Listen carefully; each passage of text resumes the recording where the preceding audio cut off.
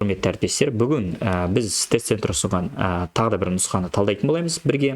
Енді мынау Excel файлына тағы да бір назар аудара салайын. Бұл жақта енді біздің тест спецификациямызда берілген тақырыптар бөлімшелері берілген, сонымен қатар тақырыпшалар ұсынылған. Бұл әрбір тақырыпшалар және де оқу мақсаттарының барлығын өтіп шығатын болсақ, біз жалпы НКТ тестіне толықтай 100% дайынбыз деген сөз. Енді әрине бұл жерде жаттап алатын дүниелер бар, мысалға теориялық материалдарды біздің тест-центрдің тест құрастырушылары жалпы теорияны мысалға термин келетін болса, терминді бірден кітаптан алып сұрақ ретінде қолданып кететін моменттер бар. Сондықтан да ондай моменттерді жатқа білгеніміз абзал екен. Мысалға қаншаға бөлінеді деген сияқты сұрақтар, болмаса анықтамасын айт деген сияқты сұрақтарымыз кездесіп қалуы мүмкін. Оларды жаттап алсақ бізге жарасады. Ал енді біз гуманитарлық сабақ болмағандықтан көбінесе есептерде келіп қалуы мүмкін. Сол есептер тақырыбында сіздер желательно осындай талдауларды көріп, сол талдаулардың аясында кездескен сұрақтарды өздеріңіз шеше алатындай деңгейде жетіп алсаңыздар, нұр үстінен нұр. Өйткені ол жерде сәл өзгеріс болып қалатын жағдайда біздің адасып қалу ықтималдығымыз жоғарылап кетеді. Мысалы, логикалық операциялар. Оның логикасын түсінетін болсақ, оның басты тақырыптарын түсінетін болсақ, ол жақтағы ақиқат кестесі бар, жаңағы өрнектерді құруымыз бар, оларды қысқартуымыз бар, дедукция, конъюнкция, инверсия операцияларымыз бар, олардың жаңағы қайсы бірінші орындалады, екінші орындалады деген сияқты операцияларымыз бар. Олардың барлығын біліп алатын болсақ, бізге қандай да өрнек берілетін болса, бізге қиындық туындамайды. Тура сол сияқты Python бағдарламалық тілі, Excel, санау жүйесі, веб жобалау, CSS, HTML деген сияқты тақырыптарымыз тура солай бізде жасанды интеллект тақырыбы. Міне сондай, құрметті әріптестер, көптен есептерді сіздерден өтініп сұрайтыным, есептерді жаттауға мүлдем кіріспеңіздер. Желательно мән мағынасын түсініңіздер, әрбір линияны талдап, өздеріңіз анализ жасап үйреніңіздер. Сол кезде 40-тың үстінен балды оп-оңай ала аласыздар деген ойдамыз. Енді бұл бірінші жыл беріп жатқан жоқпыз, бұл өзіміздің практикадан өткен дүние.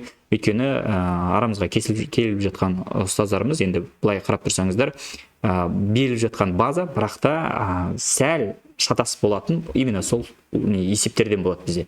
Есептерді жаттау қиынның жәні, сондықтан да жаттау не рекомендую. Түсініп алғандарыңыз абзал. Қай линиян қалай жұмыс жасап жатқан.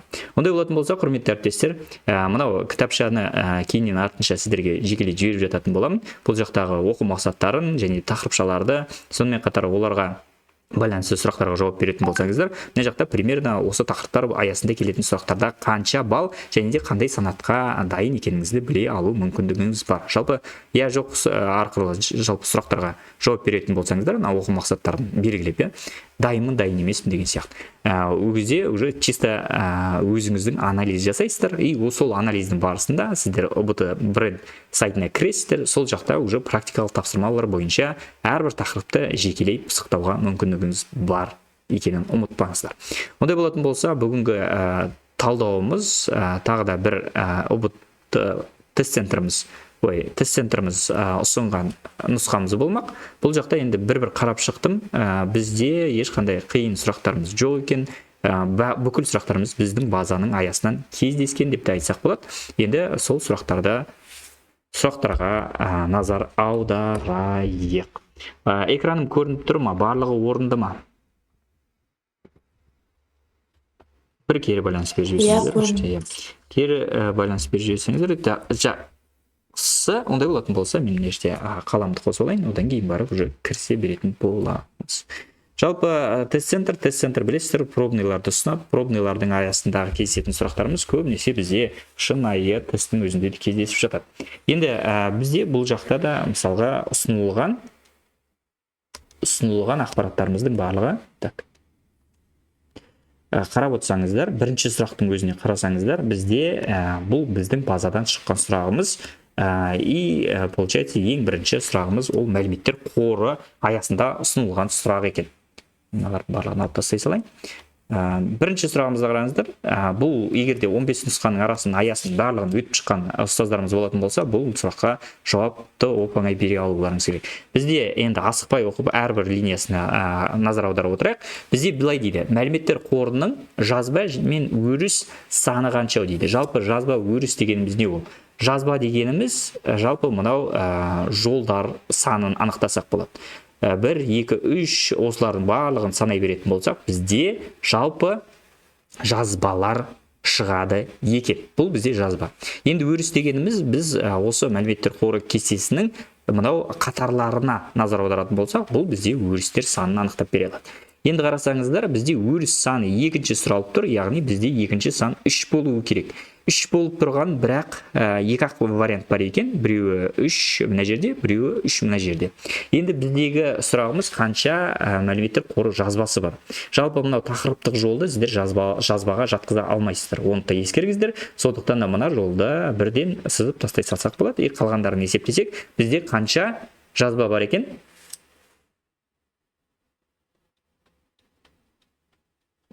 5, 6, 7, 8, 9, 10, 11, 12. 12 жазбамыз бар екен. Сондықтан да бізде бұл жерде дұрыс вариантымыз С варианты болады екен. Қарап тұрсаңыздар, құрметті әріптестер, бұл бізде 9-шы, 10-шы, 8, 9, 10-шы сыныптардың аясында келетін мәліметтер қоры, жаңа Excel файлының өрістері жазбасы тақырыбының аясында кездесетін сұрақтарымыз екен. Енді мәліметтер қоры основном бізде 9-шы класста қамтылған, бірақ та бұл жерде енді теориялық мәлімет, жазба дегеніміз не, өріс дегеніміз не, ол каждый сыныпта мәліметтер қоры деген сайын қарастырылып отыратын тақырыбымыз. Сондықтан да бұл тақырыптың аясындағы бұндай терминдерді жатқа білуіміз керек екен. Бұндайларды есептей аламыз. Ондай болатын болса, құрметті әріптестер, бірінші жауабымыз бізге табылды. Барлығымыз келісеміз ғой, 50-ден 50-ге алуға тырысақ, бүгін барлық балдардың барлығы ең соңында бұл варианттың жауабын бірге тексеретін боламыз. Қай жерде қате кеткенінде, қате кетіп жататын болса, оны да анализ жасап, толыққанды 50-ден 50 алу мүмкіндігін қарастыратын боламыз. Так, бірінші сұрақ бойынша 100% сенімдіміз ба? Бір кері байланыс беріп жіберсеңіздер, бұл кездестірген ұстаздарымыз бар ма? Білесіздер ғой, бұны. Ары қарай кете берсем рұқсат па? Иә. Так, сайттың дұрыс істеп тұрғанын тексеретін кезең, ол әрине сайтта не істейміз? Біз тестілейміз. Тестілеу кезеңі бар, жоспарлау кезеңінде, жариялау кезеңінде, бақылау кезеңінде біз ол сайтты жалпы тестілеуге мүмкіндігіміз жоқ, бір сөзбен айтқан кезде. Аттар айтып тұрғандай, әрбір этапта біз сайтты десейміз, мысалы, яқта жариялау, біз жарыққа шығарамыз деген сөз, бақылау, анализ жасау, уже шығарып қойдық, шығарып қойдық, уже жұмыс істеп тұр деген сөз, жұмыс істеп тұр да бірнеше пользовательдер оны қолданып жатыр, біз оны бақылауда ұстап отырмыз. Жоспарлау енді ол бірінші этаптардың бірі, ол жерде біз жалпы жоспар жазамыз, қай жерде қандай ақпарат тұрады, қанша страница болады ол жақта деген сияқты ақпараттардың барлығы. Сондықтан да біз жоққа шығару арқылы да мынау дұрыс жауапты таба алады екенбіз. Сайттың дұрыс істеп тұрғанын тексеретін кезең ол тестілеу кезеңі. Бұл екінші балымыз. Үшінші балға кете берейік. Бізде округление деген функция берілген екен. Бұл Excel-дегі берілетін функция, и бұл жерде бұл округление функциясы екі параметрді қабылдап тұр. Бірінші параметр ол сан болатын болса, екінші параметр сол санды қанша үтірден кейінгі санға округление, яғни дөңгелектеуді жасау деп тұр. Яғни мынау 1 деген сан, үтірден кейін бір санды қалдыр деп тұр ғой, бұл сөзбен айтқан кезде. Енді мынау сандарға 100-214, 100-38, минус 22-де 45 деген сандарды біз не істеуіміз керек? Жоғары қарай дөңгелектеуіміз керек, округление жасауымыз керек. Енді бұл жердегі дұрыс вариантты тауып көрсек, қайсы дұрыс вариант бізде? Бірақ сан қалдыруымыз керек. Өтірден кейін, егерде мысалы менде 100,0-ден 2 болатын болса, біз білеміз, что округление үстіге қарай жасау үшін, мынау екінші тұрған саным не істеу керек? Ол мынау 5-тен үлкен болу керек. 5-тен тең болмаса үлкен болатын болса, мен мынаны округление жасаған кезде оны 3-ке ауыстырып жібере аламын. Ал біздің вариантымыз яқта 1 саны болды, сондықтан да мен округлениені 100-2 ретінде қалдыра берем. Б-да да бар, С-да да бар. 7-4, өйткені мынау 8 болып тұрған үшін округление бірақ санды қалдырамыз. ол 7-4-ке ауысып кетті, дұрыс, екеуінде де 7-4. И С варианты дейсіздер, С вариантында получается біз не істедік? Мынау 5 арқылы біз оны 4-ті 5-ке ауыстырып жібереміз ғой. Сонда получается бізде С варианты дұрыс вариант болады екен. Қалған варианттарымыз дұрыс болуы мүмкін бе? Дұрыс болуы мүмкін емес, сондықтан да бірден сразу уже дұрыс вариантты таптық и 4-ші балға кете берсек болады екен. Бұл басқа ештеңе емес. Так, 4-ші сұрағымыз шифрлеу туралы. Бұл енді жаңа айтқандай мәселе. Бұл ақпаратты мысалы жатқа білуіміз керек. Неліктен дейтін болсаңыздар, бұл тақырып аясында прям осындай анықтама бар. Шифрдан ашуды өте көп көлемді есептеулерді талап ететін алгоритм. Енді алгоритм туралы айтып жатыр. Яғни ол алгоритм деген сөзді қамту керек деп логически ойласақ та, біздің жауабымыз алгоритм беріктігі болып келеді. Негізінде егер де қазір кітапты ашып қарайтын болсақ, осы шифрлауды өте көп көлемді есептеулерді талап ететін алгоритм беріктігі деген анықтама бар. Сонымен қатар шифрдың беріктігі дегенде анықтама бар екен. Шифрдың беріктігі енді уже логически біз оған жалпы анықтамада құра салсақ болады. Бұл жақта шифрдың беріктігі шифрлау кілтінің күрделілігі туралы айтылған ақпарат екені айдан анық. Сондықтан да бұл екі ақпаратты прям жатқа біліп алсақ та болады екен. Оны білесіздер ме, қай сыныпта? Ол, по-моему, 10-ші сыныпта бізде шифрлау жаңағы тақырыбының аясында кездесуі әбден ықтимал. Так, менде қазір шифрлау 10-ші сынып дұрыс, иә. 10-ші сынып қазір егерде даже ашып көрсетуге де мүмкіндік бар. Так, кітаптарымыз негізі осы мына кітапшалардың да тізімі бізге жинақталған. Бұлардың да сілтемесін сіздерге жіберіп қоюға мүмкіндік бар. Ол сілтемені ашып, желательно каждый нұсқаны талдаған кезде, егерде түсініксіз жағдай болмаса, түсініксіз анықтама кездескен жағдайда, егерде бұл видео талдауларда айтылмаған болатын болса, желательно сондай кітаптарды ашып, бір-бір салысып көрсеңіздер, нұр үстіне нұр, ол ақпараттың есте қалуына септігін тигізетіні айдан анық. Мен енді поиск жасау мүмкіндігі қай жерде берілген екен? Мысалға, так, Арман бұлы мына жерде бар дейді.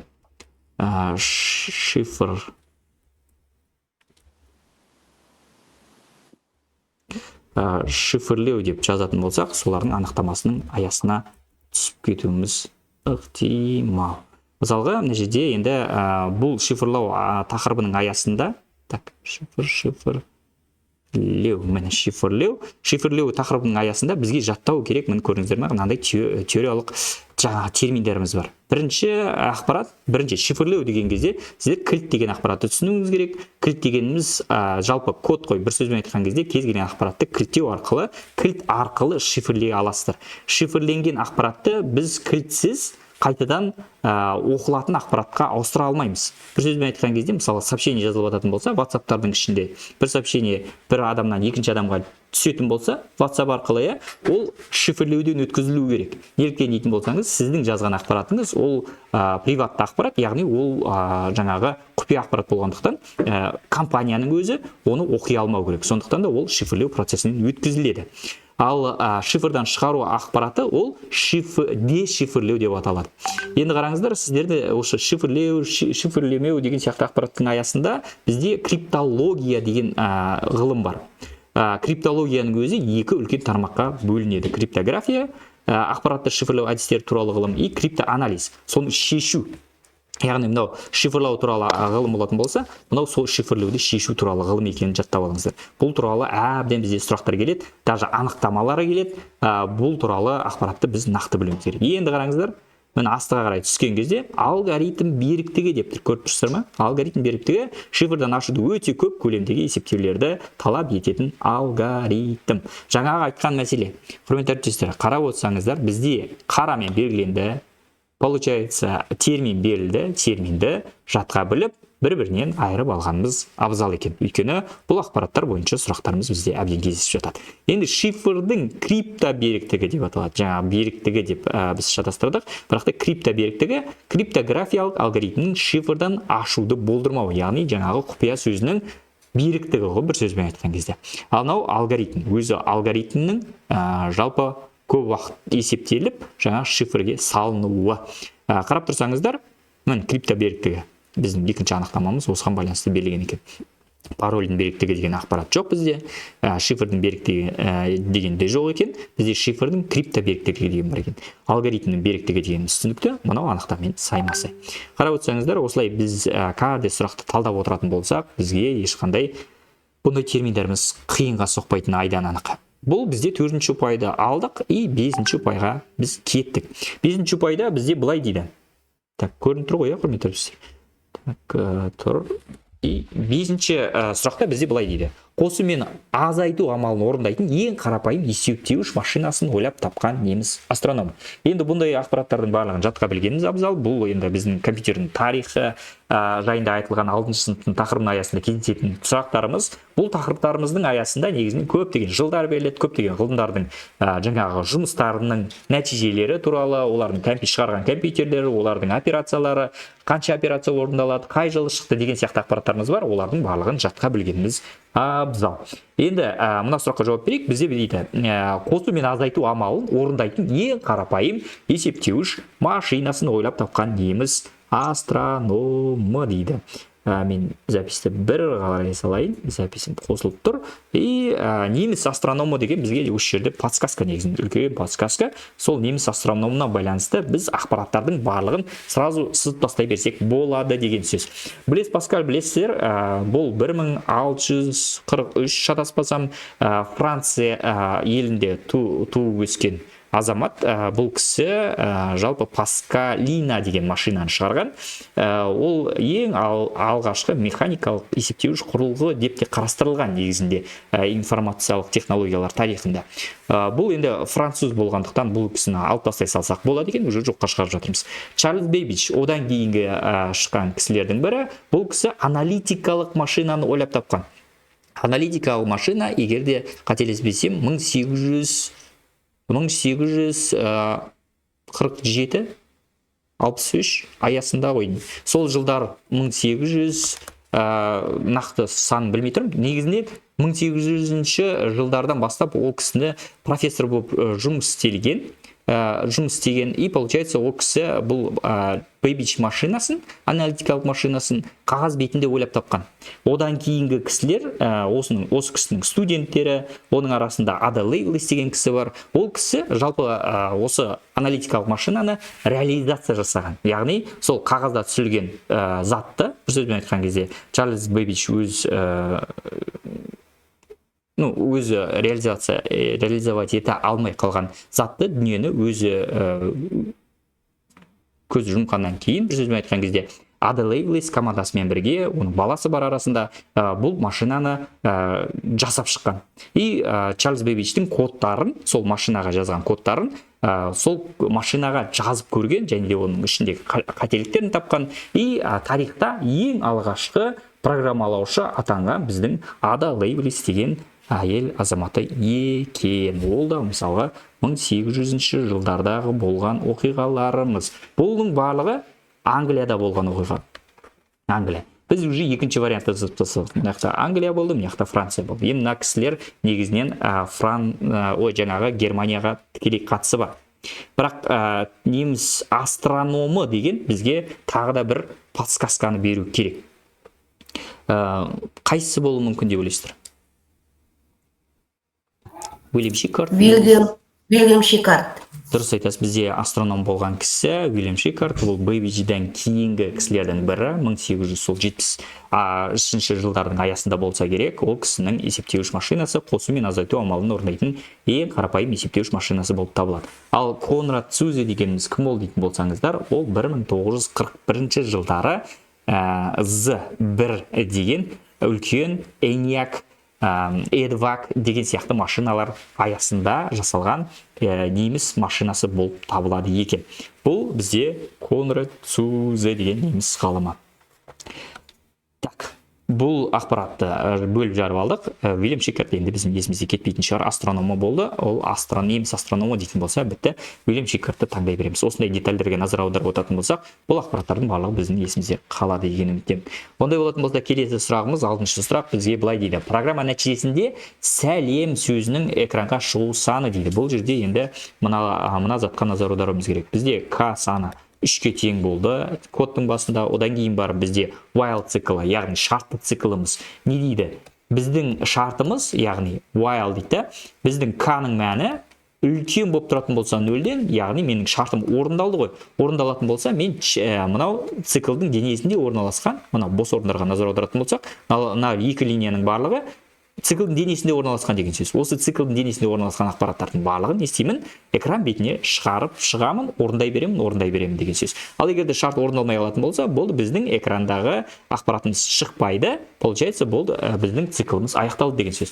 Ондай болатын болса, кодтың нәтижесін бірге есептеп көрейік. Жалпы кез келген кодты анализ жасау үшін бізде трассировочный таблица құрғанымыз абзал. Бізде k айнымалысы бар. Одан кейін барып келесіде біз k үлкен ба 0-ден деген while циклын жазып қойсақ болады. Ол бізге true немесе false, яғни шындық болмаса жалған деген ақпаратты беріп отырады. Одан кейін барып экран бетіне не істейміз? Print арқылы экран бетіне сәлем сөзін шығарамыз деп отыр. Ондай болатын болса, осы трассировочный таблицаны бірге жазып шығайық. Мысалы қараңыздар, ең бірінші бізде цикл басталмастан бұрын бізде k-ның мәні 3-ке тең болды. Одан кейін барып k үлкен ба, яғни 3 үлкен ба 0-ден? Әрине үлкен, ол орындалды. Цикл денесіне кіреміз. Цикл денесіне кірген кезде мен сәлем сөзін бір рет экран бетіне шығарамын. Болды.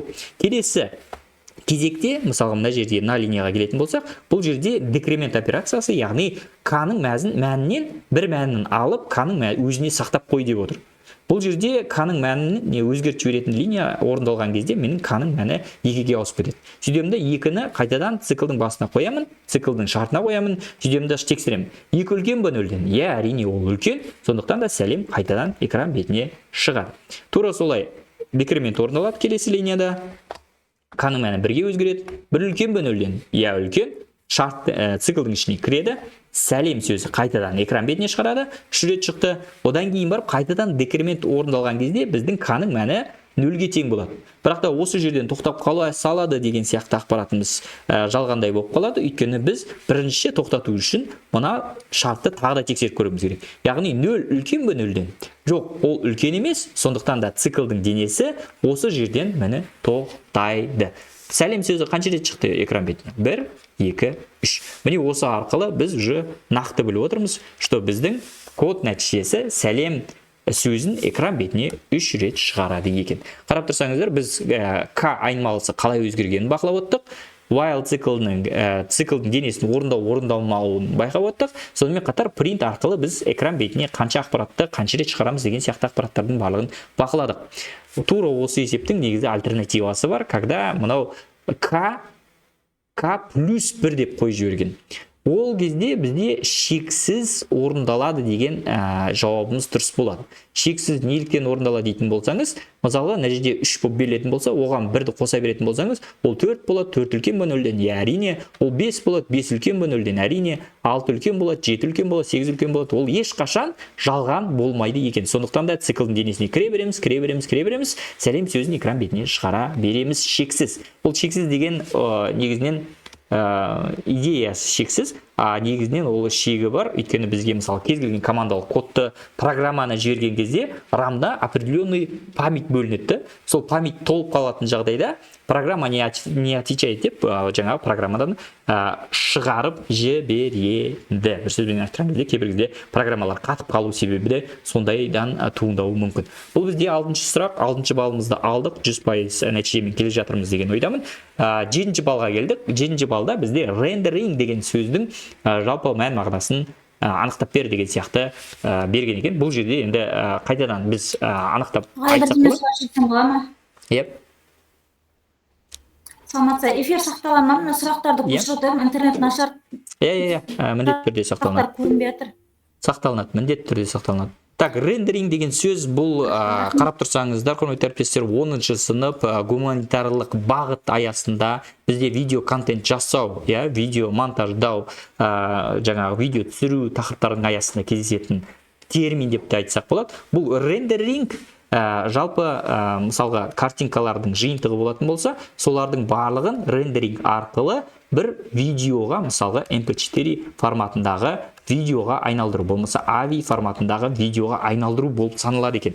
Бұл рендеринг деген сөзіміз, енді бұл сөздің анықтамасын біздің кітапта қалай берілген. Жалпы енді бұл айналдыру деп жаңағы түсінігін мағынасын түсіндіріп алатын болсақ, мына жердегі сөздерді уже сызып тастай берсек болады. Ол форматтауға жатпайды, айдан анық, ол өзгертуге жатпайды, ол монтаждауға жатпайды. Сондықтан да ол бізде визуалдау немесе көрсету деген мән мағынаға сайма-сай келеді екен. Бұлды да негізінен кітаптан ашып, термин екенін дәлдеп беруге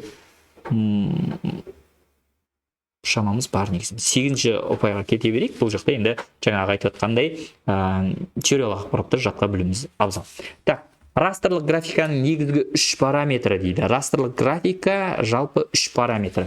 Ондай болатын болса, біз енді бұл жерде мысалға кейбір кезде шатасып қалуымыз мүмкін. Сондықтан да біз әбден жоққа шығару арқылы дұрыс жауапты тауып көрейік. Бізде кез келген графика болатын болса, мысалы мына PNG дейтін графика болатын болса, бұл жақта енді 3 параметр дейтін болсақ, біз неге назар аударатын едік? Оның енімен, мысалға 1024-те 1024 деген сияқты енімен жаңағы биіктігін алып, олардың пиксельдерін бір-біріне көбейту мүмкіндігіміз бар еді. Ол бізге бірінші параметр бере алады. Яғни ол өлшем деген ақпаратты бере алады екен. Келесі, ол бізге нені беріп тұр? Бұл бізге жалпы түстерді жатқызуға болатын еді, екінші параметр ретінде. Өйткені бұл жерде түстер палитрасы кету керек, түстер. Енді қарап тұрсаңыздар, әр жерде әр түрлі берген. Мына жерде уже түстер моделі деп 2 рет қайталай жіберген екен, сондықтан да бұл жерде уже мынаны сызып тастай берсек болады екен. Өйткені мынау уже бір-бірін қайталап тұр, 2 параметр түстер жайлы болуы мүмкін емес қой. Сондықтан да оны алып тастай берсек болады екен. Келесі. Мысалға сапа дейді. Мына жерде сапа дейді, мына жерде түстер моделі деп берген. Жақсы. Мына жерде түстер моделі деп берген. Мына жерде түстер моделі берілмеген екен. Сондықтан да мына вариантты да сызып тастай беруге мүмкіндігіміз бар деп ойлаймын. Өйткені түстер моделі обязательно болу керек. Өйткені түстер моделі кез келген графиканың параметрі, основной параметрлардың бірі болып саналады. RGB мысалға да. Ол арқылы сіздер миллиондаған түстердің комбинациясынан неше түрлі суреттерді шығаруға мүмкіндігіміз бар. Так, енді 3-ші параметр қайсы деп ойлайсыздар? Қараңыздар, бізде 2 вариант қалды енді. Сапа дейді, А варианты? Сапа дейді, и 3-шісі айыру дейді. Айыру деген разрешение емес пе? Дұрыс айтасыз, разрешение. Негізінен ше. Разрешение болғанда енді өлшем жайлы айтып жатырмын. Бірақ мына жерде қарап тұрсаңыз, PNG дегеніміз не ол? Разрешениесі емес пе? Қазір бұл сұрақты да негізінен біз былай дәлдеп шықсақ болады. Қайтадан. Бұл енді, по-моему, бізде графикасы тақырып аясы негізінен қай кездерде кездеседі? 10 класста да бар бізде. Жаңағы видео, монтаждау, болмаса веб страницаларға картинкалар салу деген сияқты тақырыптардың аясында да бар. Сонымен қатар бізде, по-моему, бар ол 5-ші сыныптың аясында. 5-ші сыныптың аясында прям растрлық графика, векторлық графика деген сияқты тақырыбымыз бар. И сол жердегі ақпараттармен біз жұмыс істей алатын болсақ, міне жерде жаңағыда ізделіп көрінген. И получается бізде міне қараңыздар, растрлық графиканың кескіндер пиксельдерден тұрады дейді.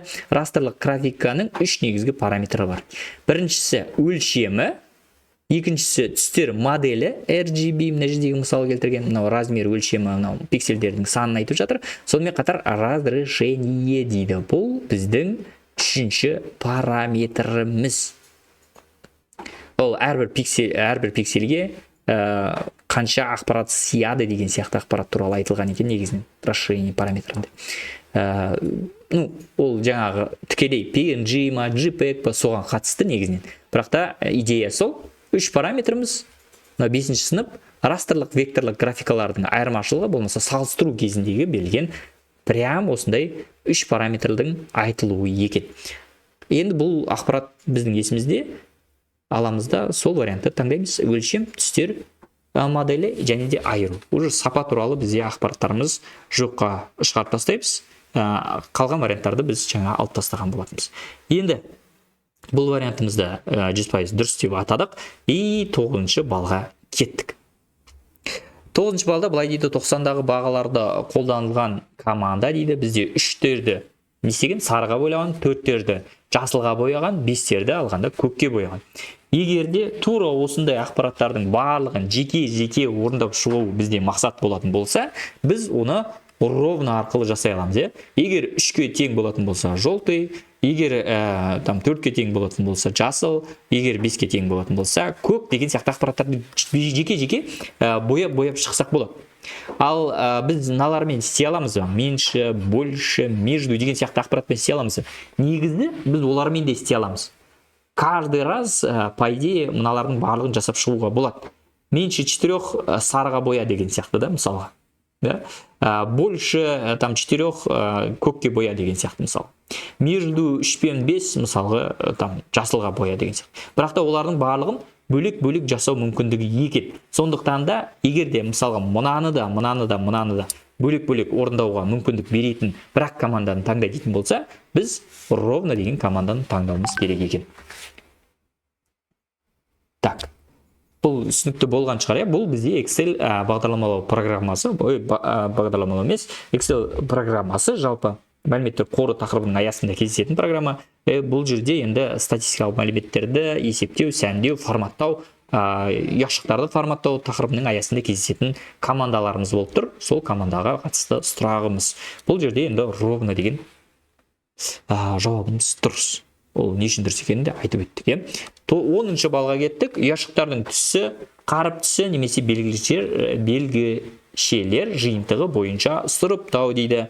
Бұл жерде енді әрбір сұрағымыздың жауаптарына қайтадан сұрақтың жауаптарына назар аударып, бәрін жоққа шығару арқылы тауып көрейік. Енді қараңыздар, бізге бітеді. Түсі, қарып түсі, белгішелер барлығын жиынтығы бойынша сұрыптауға мүмкіндік бар дейді. Ұяшықтың түсі болсын, болмаса қарыптың түсі болсын, белгішелер жиынтығы болсын, оларды сұрыптауға мүмкіндік беретін бізде қандай сұрыптау түрі бар екен. Мыналардың арасында мысалға қараңыздар, сандар бойынша дейді. Сандар бойынша болатын болса, тек қана сандарды сұрыптау мүмкіндік екені айдан анық, сондықтан да мен оны бірден сызып тастай берсем болады. Дұрыс қой. Келесі мәтін бойынша дейді. Оны да сызып алып тастай беруге мүмкіндігім бар. Енді қараңыздар, бізге былай дейді. Формат бойынша болмаса таңдалмалы тізім бойынша дейді. Қайсы дұрыс болуы мүмкін? Қалай ойлайсыздар? Формат бойынша. Формат бойынша неліктен? Түсін сұрап тұрғаннан кейін. Түсін де бар, қарып белгішелер де бар, қарып түсі де бар, барлығы бойынша бізде негізіне қалай форматталып тұр ғой, бір сөзбен айтқанша, қайдан қайталай жүресіз бе?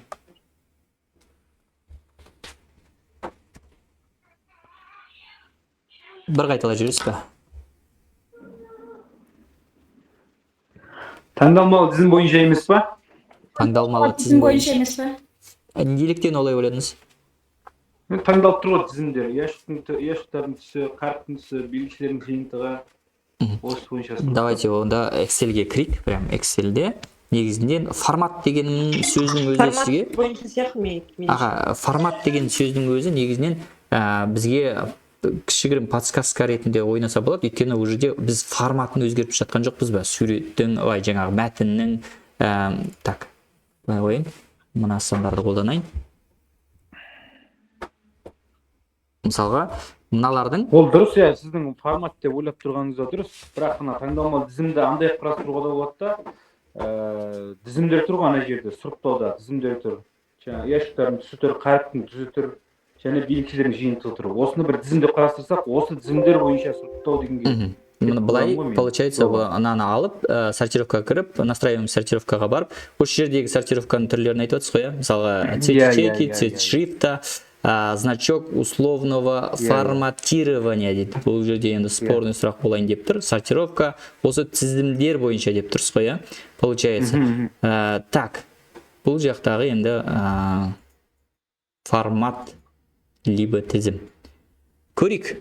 Осы сұрақты жаттап алайық. 10-шы сұрақ біздің жүйе нені қабылдайды екен? Негізінен форматқа келетін сияқты, форматы бойынша, потому что мыналардың барлығы, біздің айтып жатқан ақпараттарымыздың барлығы. Так.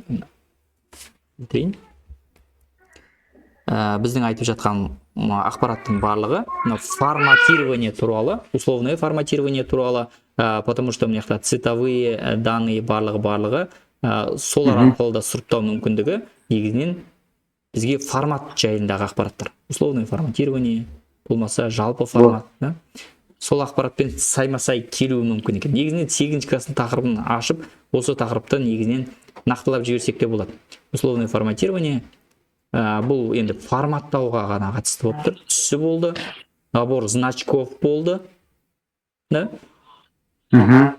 И бізде гистограммамыз бар, сандарымыз бар, междуымыз бар и так далее, и так далее. Ал сортировкаға барсақ жаңағындай тізіміміз ашылып тұр. Цвет ячейки, цвет, сортировка, значение ячеек. Қызық. Хорошо. Қайсын белгілейміз? Форматты белгілеп қойдыңыз ғой, белгілей беріңіз, бірақ осы 10 сұраққа келейік. Хорошо, 10-ші сұраққа келейік. Таңдалмалы тізім бойынша деген бар, и формат бойынша деген бар.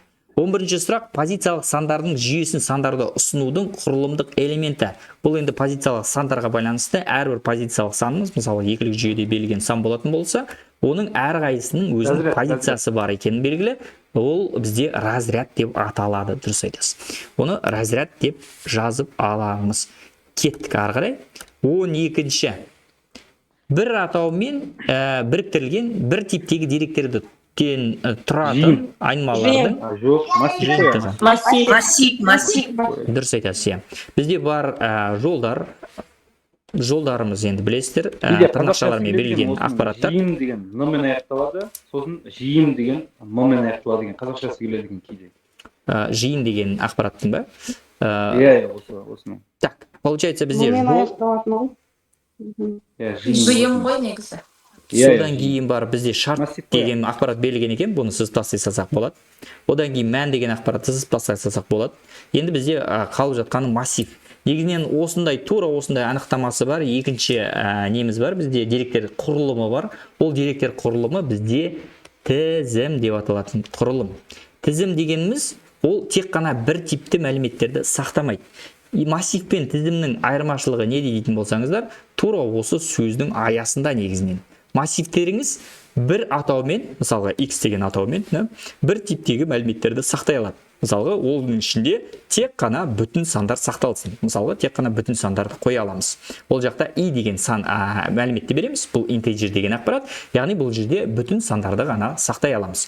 Ал егерде біз бұл жерге мысалы нақты сандарды қосып жібергіміз келетін болса, мысалы 4-ші элемент ретінде нақты санды, мысалы 3,5 деген санды қосқымыз келетін болса, бізде программа бірден қате береді. Бұл жаққа тек қана бүтін сандарды енгіз деп айтады. Бұл бізде бір атаумен бір типтегі мәліметтерді сақтайтын деректер құрылымы. Тура сондай құрылым бар, тура солай да жазылатын құрылым бар. Бұл бізде тізімдер құрылымы лист деп аталады. Листтің ішіне негізінен мысалға тізім құрылатын болсақ, бізде Y деп тізім құратын болсақ, оның ішіне біз әртүрлі типтегі мәліметтерді сала береміз. Мысалға мәтінді саламыз, болмаса символды саламыз, өтір қоямыз да санды қоямыз. Одан кейін барып мысалға бөлшек санды қоямыз. Болмаса мына жерге жаңағы true false, яғни логикалық типтегі мәліметтерді де сала беру мүмкіндігіміз бар екен. Енді бұл жердегі бірінші айырмашылығымыз осы.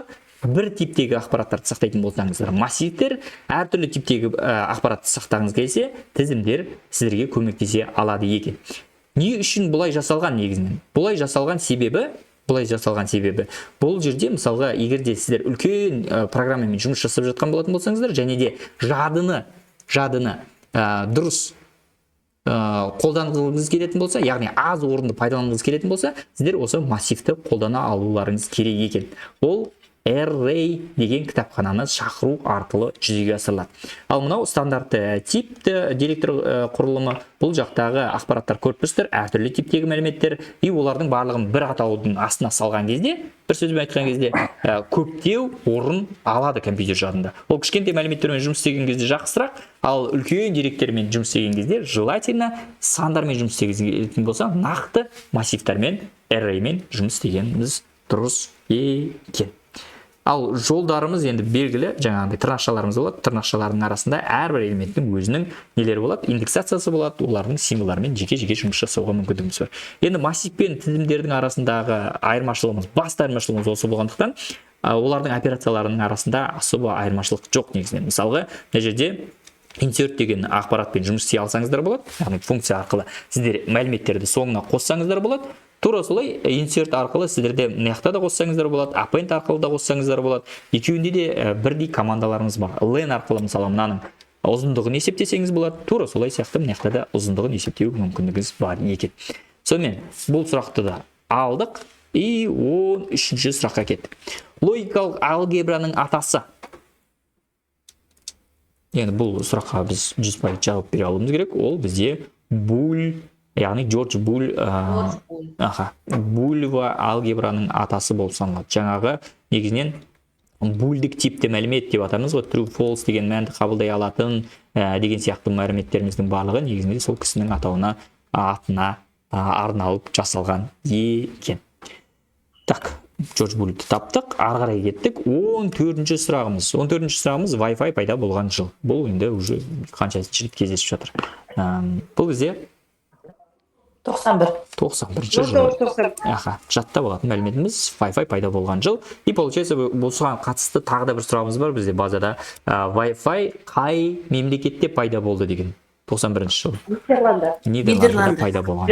Дұрыс айтасыздар. Осы ақпараттарды жатқа білуіміз керек екен. 15-ші сұрақ ASCII кодтау кестесінің стандартты бөлігі тұратын символдар саны. Стандартты бөлігі 0-ден бастайды. Сөйтеді де 127-ге дейін. 127-нің өзі де негізінен қосылады, ал 128-ден бастап жоғары қарай 255-ке дейін бізде баламалы болмаса кеңейтілген бөлігі болып саналады екен. Мынау стандартты бөлігі, баламалы бөлігі 0-ден бастап 255-ке дейін жалпы ASCII кодының кодтар саны. Жалпы кодтар саны қанша дейтін болса, негізінен 255 деп шатасып кетпейміз, 256 символы бар екенін ұмытпаңыздар. Өйткені ол 0-ден басталып тұр. 0-ші орында да бір символ тұр деген сөз. Соны ұмытпаңыздар. Сондықтан да бізде ASCII кодтау кестесінде 256 символ деп қарастырылады. Одан кейін барып оның бөліктері стандартты бөлігі, баламалы бөлігі бар екенін ұмытпаймыз. Осыған байланысты әбден сұрақтарымыз кездеседі. Соған байланысты да жауап бере алуымыз керек екен. Келесі 16-ші сұрақ. Есептеуіш техникасының ең көп пайдаланатын код. Оны осы жаңағы сұрақтың аясында берілген деп те айтсақ болады. Морзе емес, 16-лық емес, Тьюринг емес, әрине ол бізде ASCII кодтау кестесі. 15 пен 16-ны мысалға бір-біріне тікелей байланыстырып жауап бере берсеңіздер де болады екен. 17-ші сұрақ бізде абыр ұяшығының нәтижесі деген. Бізде формулалармен жұмыс істей алуымыз керек екен, формуланы жазуымыз керек екен, формуланың ішіндегі есептеулерді бірден жүргізе алуымыз керек. Жалпы бізде білесіздер, тең тұратын болса, уже есептеуін жүргізу керек. 100-ді аламыз да бірінші көбейтіп аламыз 5-ке, 500, 500-ден 45 аламыз. Бізде қанша шығады? 455 деген сан шығады екен. 18-ші ұпайымыз, 18-ші сұрағымыз былай дейді. Компьютер әрбір желіге қосылған сайын оған қызмет ететін провайдер компаниясы бір ғана мекен-жай тағайындап беріп отыратын IP мекен-жай. Статикалық бір ғана болатын болса, бір ғана болатын болса. Яғни қараңыздар, мысалға Қазақтелеком бізге статикалық беретін болса, біз қайта-қайта желіге жалғаған сайын тура сол IP адресті ғана қолдана аламыз желі ішінде. Бұл бізде статикалық болып табылады. Ал егерде каждый кірген сайын IP адрес өзгеріп кете беретін болса, ол бізде динамикалық болады. Енді келесі екеуіне де тоқталып өте салайық. Ол келесі екеуі сыртқы ішкі дегеніміз осы IP адрестің қасиеттеріне тікелей байланысты. Ол қалай жұмыс істейді дейтін болсаңыздар, қараңыздар, бізде бар локальная сеть, яғни жергілікті желі деген бар. Жергілікті желі дегенде бізде әрбір компьютердің өзінің IP адрестері болады. Мысалға мына жерде 192, 168, яқта 10, 1 деген сияқты, мынау бірінші компьютер деп атайық. Мынау тура солай, мынау үшеуін қайталайды да, мынақта 2 деген соңғы компьютердің нөмірі жазылады. Бұл екінші компьютер. Мынау үшінші компьютер. Тура сол сияқты 165 компьютер бар екен. Өйстіп бәрінің IP адрестері осы ішкі IP адрестерде әртүрлі болып келеді. Яғни бір-біріне сай келмейді екен. Яғни мынау бірінші болады, мынау екінші болады, үшінші болады, бір-біріне ақпараттарды солай да алмасады деп айтсақ болады. Яғни бірінші компьютер алады да үшінші компьютерге ақпараттарды алмасады, төртінші компьютерге ақпараттарды алмасады деген сияқты. Ал сыртқы дегеніміз не ол? Сыртқы дегеніміз мысалға бізге провайдер дегеніміз, мысалы Қазақтелеком делік, иә? Қазақтелеком бізге не істейді? IP адресті береді. Біздің компьютерлер, яғни біздің мектептегі компьютерлер, біздің компаниядағы компьютерлер интернетке шыға алу үшін деп. Мысалға менің мынау компьютерлерім, интернетке шығатын болса, ол мынау сыртқы, яғни IP адрес арқылы шығады. Бұл мысалға бір точкада орналасқан бір модемнің IP адресі, бізге бөлінген IP адрес болуы мүмкін. Яғни мынау 165-ші компьютер шығатын болса интернетке, ол жақта мысалға 10, 20, 15, 128 деген сияқты бір точка беріп қою мүмкін бізге. Біз бәріміз интернетке шыққан кезде, мынау компаниядағы бүкіл компьютерлер интернетке шыққан кезде, біз мынау IP адрес арқылы шығады екенбіз. Бұл бізде сыртқы IP адрес болып саналады. Енді ішкі IP адресті білеміз, сыртқы IP адресті білеміз. Динамикалық бізде каждый раз мына компьютерлеріміз осы неге қосылған сайын, IP жаңағы модемдерімізге қосылған сайын ауысып отыратынын білеміз. Ал статикалық дегеніміз каждый раз кірген сайын бір ғана мекен жайды тағайындау провайдердің, бізге ол статикалық IP адресті береді екен. Міне осылай төртеуі туралы да ақпаратты білдік. Төртеуі туралы да ақпарат бізге келетін болса, біз нақты жауап бере алармыз деген ойдамын. Осы жерде сұрақтарымыз бар ма? Осы 18 бойынша. Барлығы түсінікті болды ма? Барлығы түсінікті. Жақсы. 19. Процессор мен жады арасындағы ақпаратты алмасуды жүзеге асыратын және перифериялық құрылғылармен байланыс орнататын негізгі магистраль. Бұл жерде енді барлығын жоққа шығару арқылы Жүйелік шина. біз білеміз, что бұл жерде жүйелік шина екенін, Жүйелік шина дегеніміз жалпы ақпараттарды алмасуға арналған жолдар деп те атасақ болады, маршрут деп те атасақ болады. Бұлардың түрлері де бар. Мысалға деректер шинасы бар. Бұл жақта бар адрестер шинасы бар. Бұл жақта бар басқару сигналдар шинасы, бар. Бұл шиналар арқылы, мысалы, басқару сигналы кетеді. Бұл жерде основном управление жасайды бізде процессор, микропроцессор. Соқта ойланатын заттардың барлығы соқта орындалады. Есептелу жүргізулердің барлығы алудың ішінде орындалады. Ол да процессордың ішінде орналасқан, и ол сигналдарды лақтырып отырады, бір сөзбен айтқан кезде. Басқару шинасы арқылы басқару сигналдары барады да. Мысалы, мынау команданы алып кел, анау ақпаратты мына адреске барып жаз деген сияқты ақпараттардың барлығы орындалады. Басқару сигналдарын басқару шинасы орындалады. Ал адрестер шинасы айдан анық адрестерді апарып отырады. Адрестерді көрсетіп отырады. Мына адреске мына ақпарат жазылсын, болмаса мына адрестен мына ақпарат алып келінсін деген сияқты. Ал сол ақпараттар, болмаса инструкциялар, деректер, барлығы деректер шинасы арқылы жүзеге асып отырады екен. Бұл ақпараттарыңыздың барлығы жүйелік шина деп аталатын ақпараттар. Бір сөзбен айтқан кезде, егерде процессорды прямо ашып көретін болсаңыздар, бұл жақта аналог тақша деген бар. Аналог тақшаның ішінде жаңағы біздің буль алгебрасының операциялары, бір сөзбен айтқан кезде жазылып көрсетілген. Сол линиялар арқылы жүзеге асатын нөлдер мен бірлердің жолдары, маршруттары. Ол сол маршруттарды құрастыратын бізге жүйелік шиналарымыз екен. Негізгі магистраліміз жүйелік шина. Бұл қалғандарын уже айтпаққа қойсақ болады, потому что корректері блога дейді, компьютер порттар дейді, микропроцессор дейді, ол бізде уже құрылғыларға тікелей қатысты екен. Келесі сұрағымыз қазіргі кездегі кең тараған позициялық санау жүйелерінің түрі дейді. Қанша позициялық санау жүйеміз бар? Қандай түрлері бар?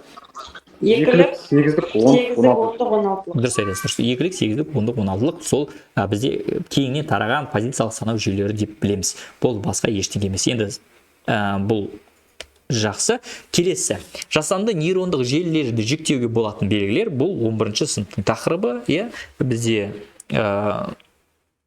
естественно научный направление бойынша, математический направление бойынша. Бұл жерде жасандық нейрондық желілерді жіктеуге болатын белгілері қандай етін?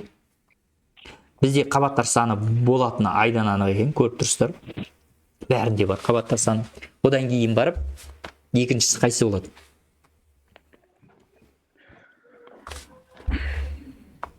Так, бұл жерде енді бұны да қазір кітаптан ашып тұрып дәлелдейміз. Негізінен осы 4 түріне де байланысты қабаттар саны туралы да ақпарат айта салайық. Қабаттар санында бізде бар бір қабатты и көп қабатты. Көп қабатты дегеніміз мысалға ақпараттар кірді, ақпараттар шықты деген сияқты. Мысалға бізде бірнеше қабат болатын болса, мынау кіріс ақпарат, шығыс ақпарат, ортасында бізде тағы да ішкі қабаттарымыз бар. Ішкі қабаттарымыз. Ол бірнешеу болуы мүмкін. Ол ақпараттарды қабылдайды, жаңағы шығарып салады деген сияқты ақпараттарымыз бар. Бұл бізде уже қабаттар санына байланысты біздің нейрондық желілердің бөлінуі. Бір қабатты, болмаса бірнеше, болмаса көп қабатты деп атаймыз. Болды, қабаттар санын анықтап алдық. Келесі ақпарат байланыс түріне байланысты. Екі вариант. Байланыс түрі. Байланыс түріне байланысты қандай ақпаратымыз бар?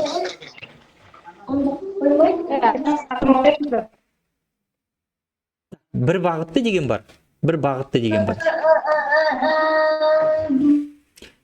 Кері бағытты деген бар. Болмаса кері бағытты рекуррентті деп те атайды.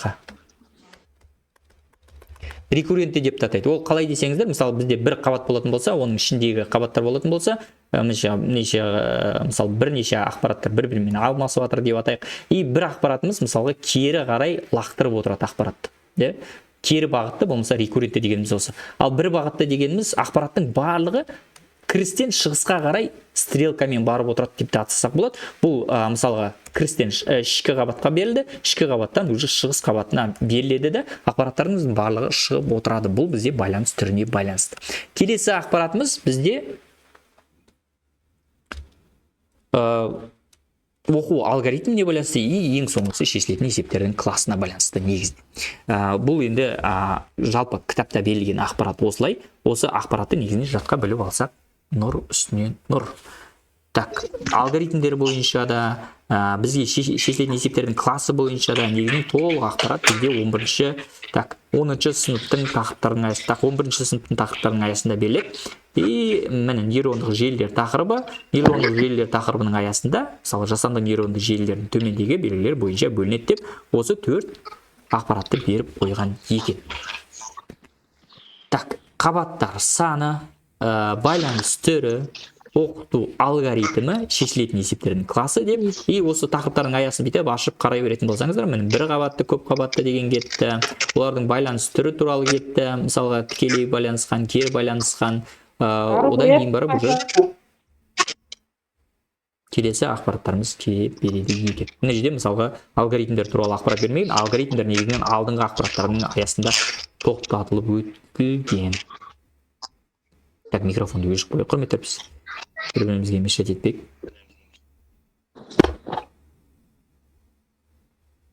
Так. Бір чатқа қарайық, естіліп тұр, қайсы сақталады екен, қайда сақталады екен бұл видеолар. Видеолар сақталады, платформаға салынады, платформадан практика бөліміне салынып отырады. Так, болмаса даже чатқа да жіберіледі, по-моему. Ары қарай жыл жібереге біз уже кеп қалдық қандай сұраққа? Ары қарай жіберге, ары қарай. 21-ші сұраққа келдік. 21-ші сұрағымыз бізде жаңағы осы етіне байланыстыру оқыту алгоритмі етін, яқты оқыту түрі деп берілген екен, шешілетін алгоритмдер түрі екен деп берілген, оларымыз дұрыс емес. Так, 22-ші қайтадан Excel-дің есептеулері біз бәрін бір-бірден жазып шығуымыз керек. Так, бұл жерде жазып шығатын мәселе былай. Степень деген енді ұяшықтағы, B1 ұяшындағы ақпаратты 2 есе дейді, 2 дәрежеге шығарады деген сөз. Ал қалған жерлердегі просто есептеулерімізді жүргізіп шығуымыз керек. Біздегі ақпарат C2-ні есептеуіміз керек. C2-де есептеулеріміз былай дейді. C1-іміз мынау, ал B2 минус 15 дейді. Ондай болатын болса, біз барлығын асықпай есептеп алайық. C1-ді есептеу үшін B2 керек, және де A1-іміз керек. A1-іміз 7, B2-іміз бізде сол 7 көбейтілген 2, яғни 14 деген ақпарат. Дұрыс қой? Жоқ. B2 деген мынау ғой. Дұрыс қой, мен A2-ні есептеп жүрмін. Так, 7 A1-іміз бар. И B2-ні есептеп алайық. B2-іміз B1, яғни 4-тің 2 дәрежесі. 16 қосылған A2 дейді. A2-ге қараңыздар, құрметті әріптестер, 7-ні көбейтесін 2-ге дейді. Яғни 14 деген ақпаратты қосамыз ғой. Яқта 14 деген ақпарат болады. Сонда 16-ға 14 дегенді қосамыз, ол бізде B2-ге сақталды. Бұл бізде 30 деген сан. Дұрыс қой. Енді A1-іміз бізде 7 болатын болса, B2-іміз бізде 30 деген сан болды. 37 деген сан S1-ге жазылды. Енді бізде мынау S2-ның формуласына қарайтын болсақ, 37-ден алуымыз керек. B2 минус 15 дейді. А B2-міз бізде 37, міне жерде тұр. Одан аламыз 15-ті. Сонда 37-ден біз алуымыз керек. 15 саны бізде 22 саны шығу керек екен.